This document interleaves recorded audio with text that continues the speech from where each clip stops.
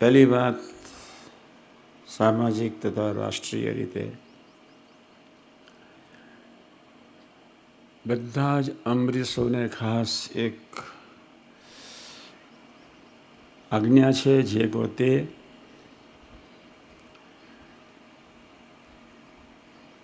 નડિયાદથી ભરૂચ સુધીના પ્રદેશમાં ઘણા તાલુકા આવી જાય. આ બાજુ દાહોદથી જંબુસર,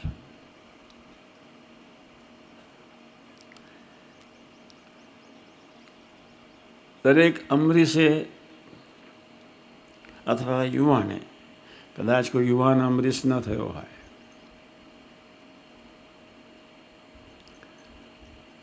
તો એ યુવાન બી અને અમરીશ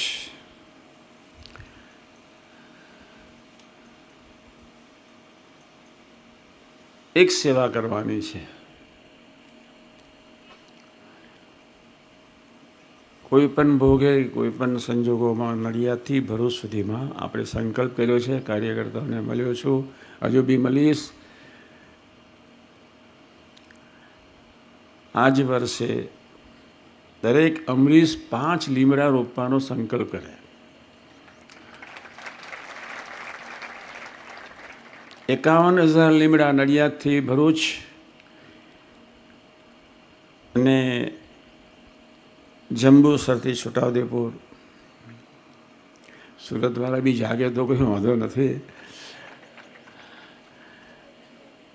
અમદાવાદવાળા બી જાગે તો વાંધો નથી. આ ફરજિયાત છે. નડિયાદથી ભરૂચ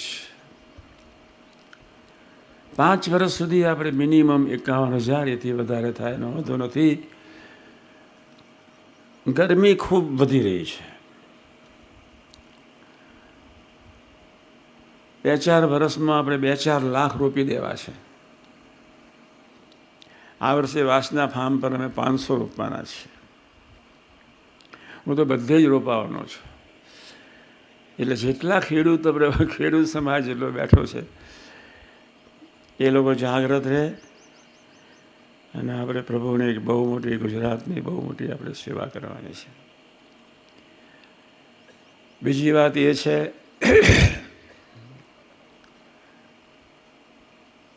2009નો આત્મીય અમૃત મહોત્સવ આવી રહ્યો છે. આપણી પાસે ખાલી 9-10 મહિના છે.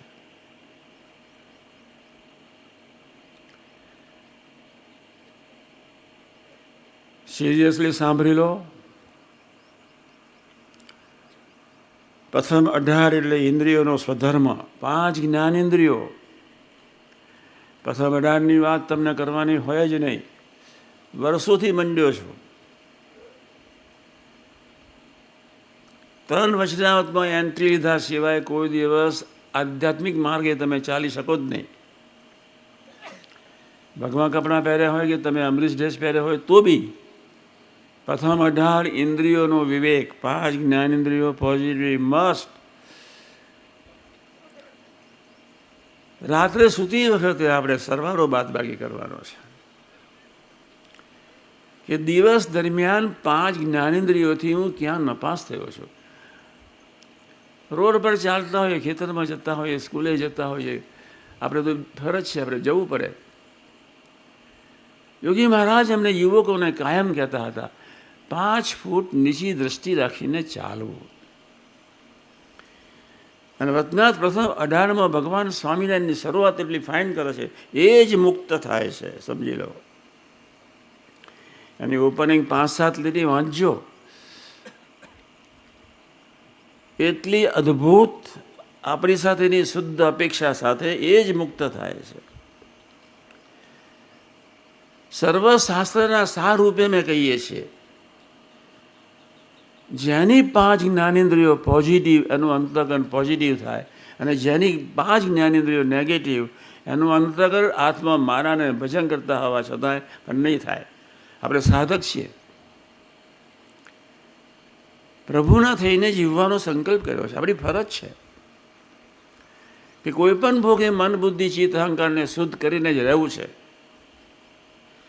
તો આપણી પરમ પવિત્ર ફરજ થઈ પડે છે કે આજે આ એક સંકલ્પ કર્યા તો વર્ષોથી પ્રથમ અઢારની વાત કરું છું, એટલે તમને નવીન તો લાગવાની છે જ નહીં, પકડવાની છે બસ.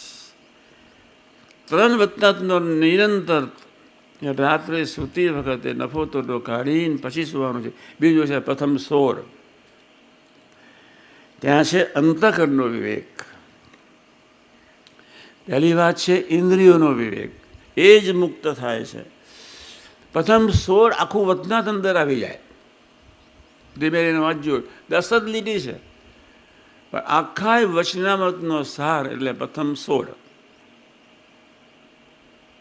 નિર્દોષ બુદ્ધિ બી એ વચનાત્મા, અને નિર્દોષ બુદ્ધિ તો સર્વે ગુણોનો રાજા છે. એટલે પ્રથમ 16 પ્રમાણે મન બુદ્ધિનો વિવેક, અને પછીનું વચના છે પ્રથમ 27 ભગવાનને કરતા હરતા માનીને જીવવાનું છે. થોડુંક સમજાવું છું.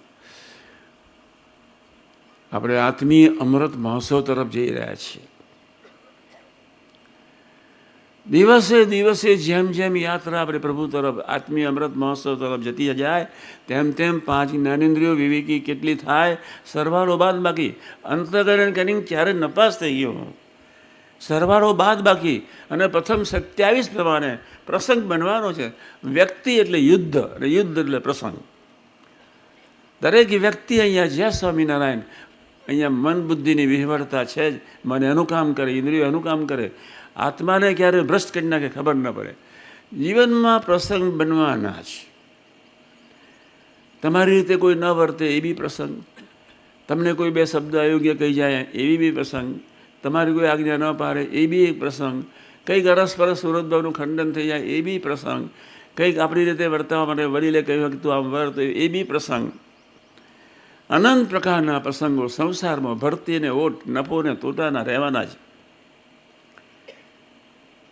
આપણે પ્રથમ 16 પ્રમાણે અંતઃકરણનો વિવેક, અને પ્રથમ 27 ભગવાન સ્વામિનારાયણ પ્રથમ 27ના પહેલા પેરેગ્રાફમાં જ કહે છે, એ જ જેના હૃદયની વિશે ભગવાન સર્વ પ્રકારે નિવાસ કરીને રહે. એવું ખરેખર થવું છે, ભગવાન સર્વ પ્રકારે નિવાસ કરીને રહે.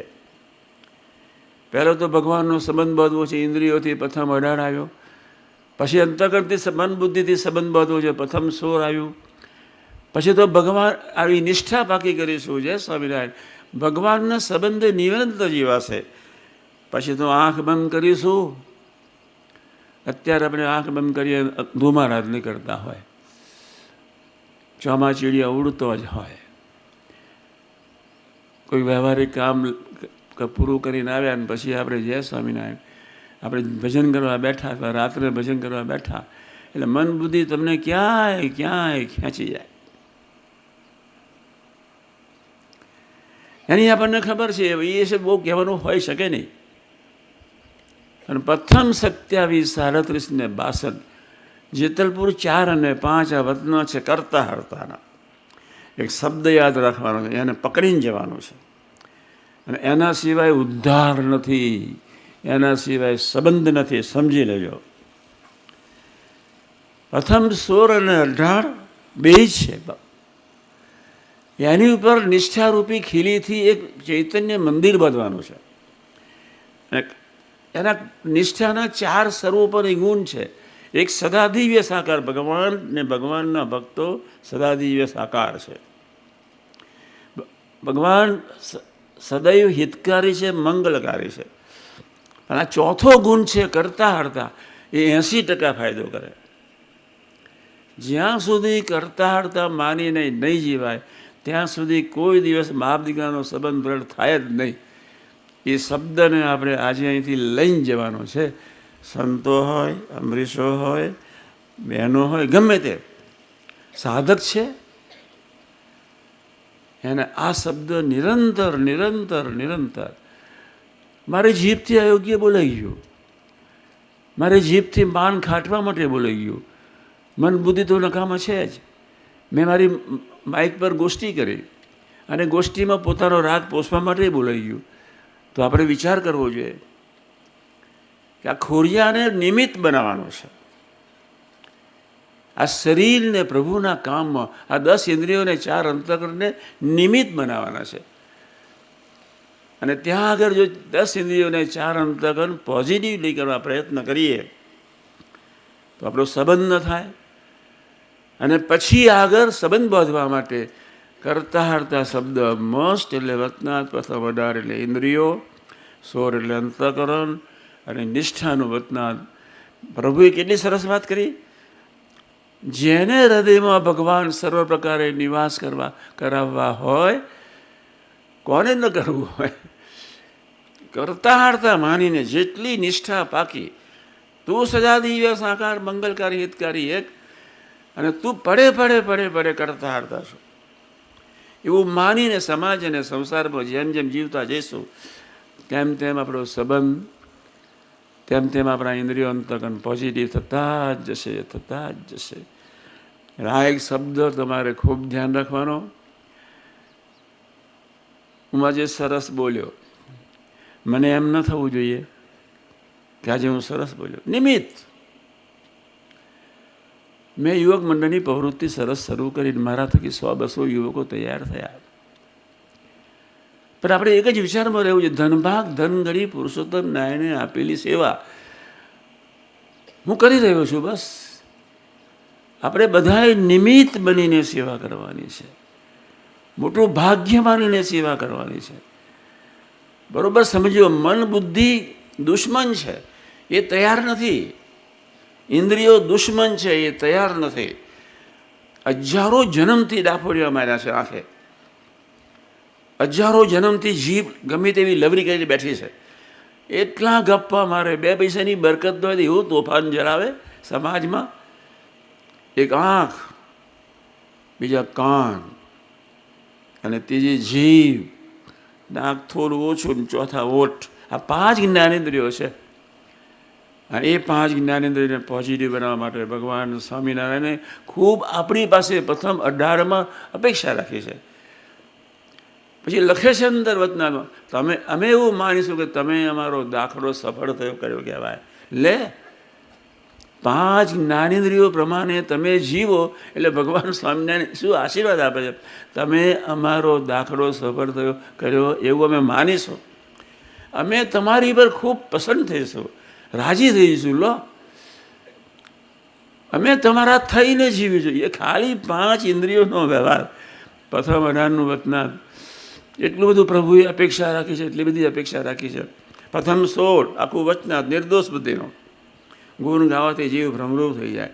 અને પ્રથમ 27 કરતા હારતા નિષ્ઠાનું વતનાદ. 3 વતનાદ લઈને આપણે અહીંથી નીકળવાનું છે. ખૂબ સજાગ રહેજો. બરોબર વિચારજો. પ્રથમ 27ની સાથે 37 કરતા હારતા, 62 કરતા હારતા. પ્રથમ 27માં સર્વ પ્રકારે ભગવાન નિવાસ કરીને રહે એક. પ્રથમ 37માં કરતા હારતા 11 ઇલકાબ. તમારી ચરણરજ હું ઈચ્છીશ, તમારો દાસ થઈ જઈશ. ભગવાન સ્વામિનારાયણ કહે છે કરતા હારતા શબ્દો. એક પ્રથમ 62 કરતા હારતામાં 39 કલ્યાણ કરી ગુણ બક્ષીસ. લે જેતલપુર 5 અને 4 અને 5 સર ઉર્મીએ રહિત કરતા અમને વાર નહીં લાગે, પણ પકડવું પડે. એટલે આપણે ધીમે ધીમે ધીમે અમૃત સમાનને તો મારે બહુ સમજાવવાનો હોય નહીં. આ શબ્દથી એ માહિતગાર જ હોય. પ્રથમ 16-18 પ્રમાણે માહિતગાર જ હોય. 20 વર્ષથી બધા સાંભળે છે જ. હવે આપણે નક્કી કરવું છે. ઇન્દ્રિયોના વિવેક રાત્રે સરવાળો બાદ બાકી કરીને સુવાનું આપણી યુવાની છે. મન બુદ્ધિનું તોફાન ચાલ્યા જ કરવાનું. કરોડો જન્મથી ઇન્દ્રિયોને આધીન જીવ્યા છીએ.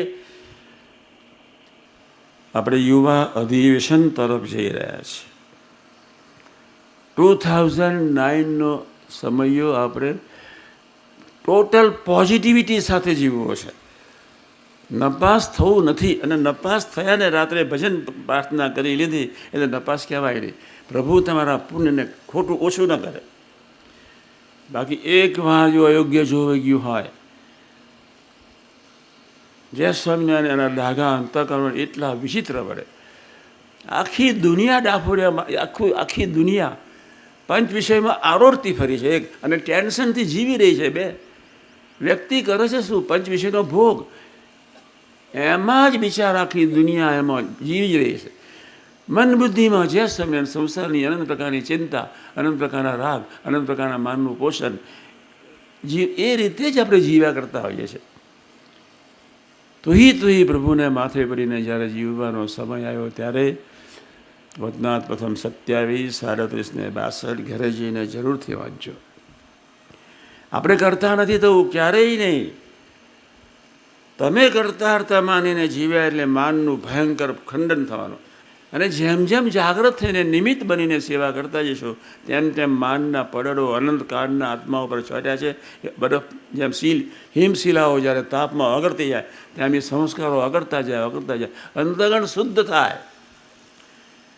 પ્રથમ અઢારમાં કહ્યું અંતગણ ઇન્દ્રિયોનો આહાર યોગ્ય છે તો અંતગણ શુદ્ધ થઈ જશે, અને અંતગણ શુદ્ધ થશે અમારું ભજન સહજતાથી થશે.